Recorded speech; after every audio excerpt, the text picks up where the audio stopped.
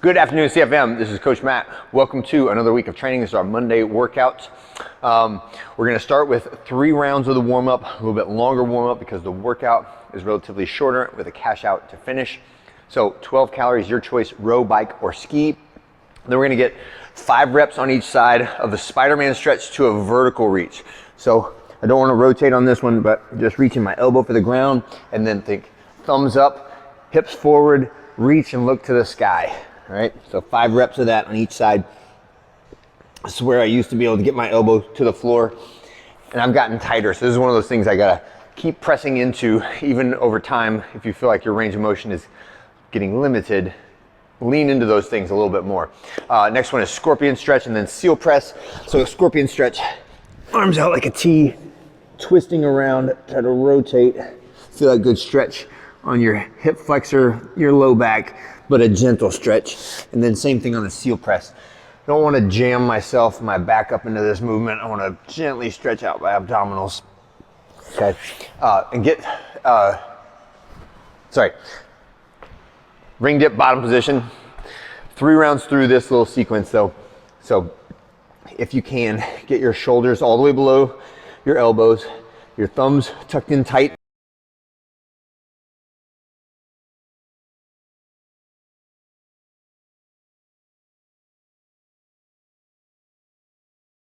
When we get through all 3 rounds of that, then we can start warming up the movements. We have 3 movements for today in a 4-time workout pyramid scheme, all right?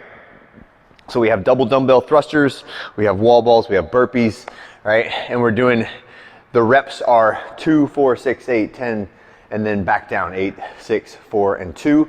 I'm not sure exactly what to guess for this workout. 10 minutes sounds achievable. Faster than that is probably possible. So let's shoot for 10-minute median time. But again, not a long workout, although it kind of looks like it could be based on the reps, right? But I don't think it will be. I bet your first round will be over lickety split. So when we do our double dumbbell thrusters, the dumbbells start on the ground. We'll pick them up, or we can do a squat clean, but they get to our shoulders, and then the movement is squat, extend to overhead, and then reset to the shoulders. So 2, let's say I did 3, 4, right? And then I go to my burpees. So again, that's my whole body going to the ground, laying all the way down, and then my whole body leaving the ground with my hands overhead. All right, so 1, 2, 3, 4, and then onto my wall balls. So again, same movement pattern as the thruster, but now I'm throwing and catching. Right back to my thrusters, okay? So thruster, burpee, wall ball. In those increments, when you're done, time is what we're going for on this one. So, excuse me. For anybody that is unfamiliar with this or hasn't done it a lot, the 4-time workouts, we call that a task priority workout, meaning that you have a list of activities to do and your goal is to get it done with excellent technique, with appropriate loading, in as little time as possible, right? So that's what provides that metabolic stimulus and the aerobic output on this. But also the strength that is required to do a 40-pound dumbbell in each hand, or a 20-pound wall ball and shoot it to a 10-foot target.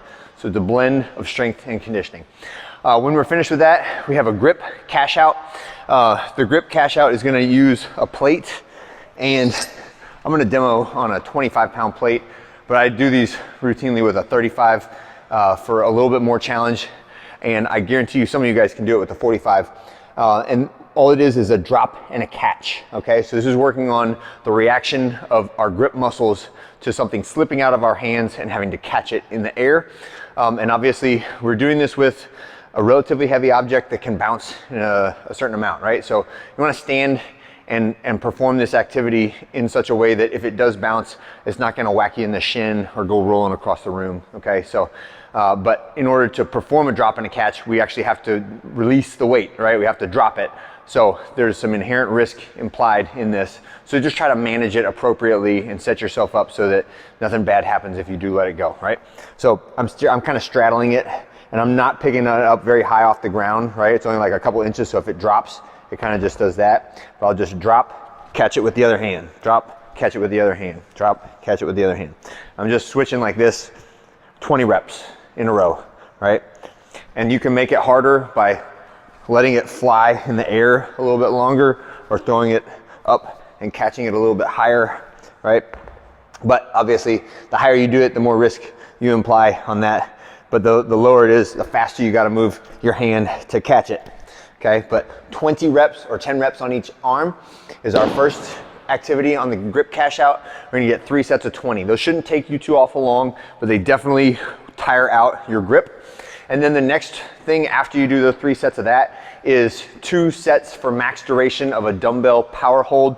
Power hold is just having the dumbbell vertical and squeezing it on the ends and just holding it, right? And you don't need to hold it. In fact, I wouldn't hold it standing up like this. I would have it in a half kneeling position like this.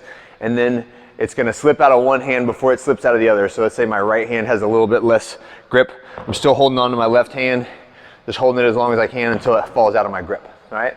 And the dumbbell weights for that, anywhere from 10, 15, 20, 25, 30 is pretty tough.